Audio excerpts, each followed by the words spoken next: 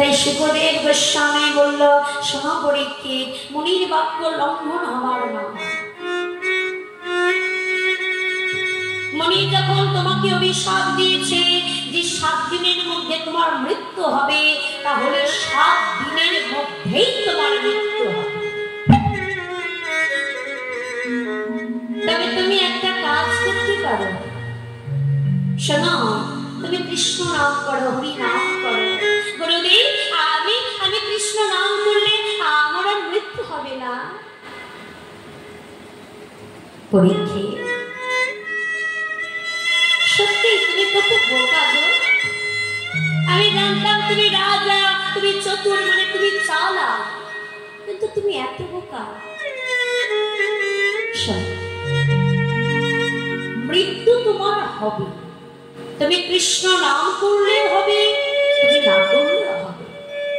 তবে কৃষ্ণ নাম করলে তোমার সমনের ভয় থাকবে না, মৃত্যুর ভয় থাকবে না।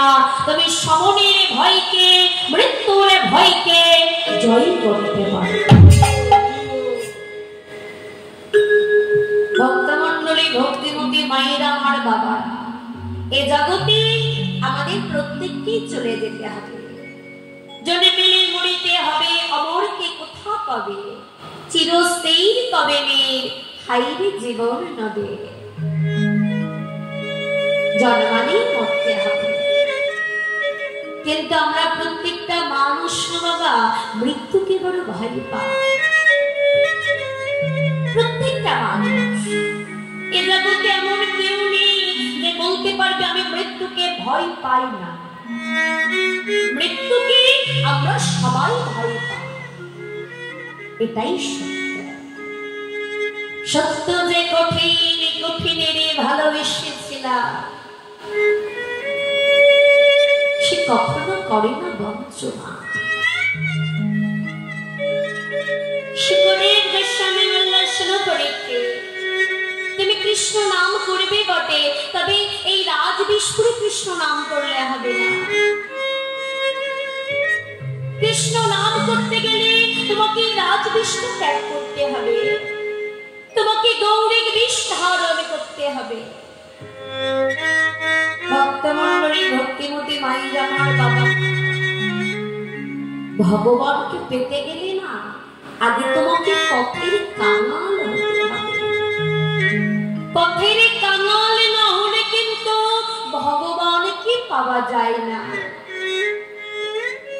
এই লক্ষ্য করো না মায়েরা, এই দুর্যোগের মধ্যে এই রাত্রিবেলায় তোমরা ছেঁড়া তিরপলকে আশ্রয় করে বসে রয়েছ।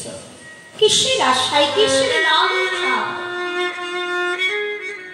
একটাই লালসা, একটাই আশা, দেখেই না কৃষ্ণ নাম, হরি নাম শ্রবণ করব। লক্ষ্য করো, আজকের মহারাজ পরীক্ষিত রাজবেশ ত্যাগ করেছে, রাজবেশ ত্যাগ করে গৌরিক বেশ ধারণ করেছে।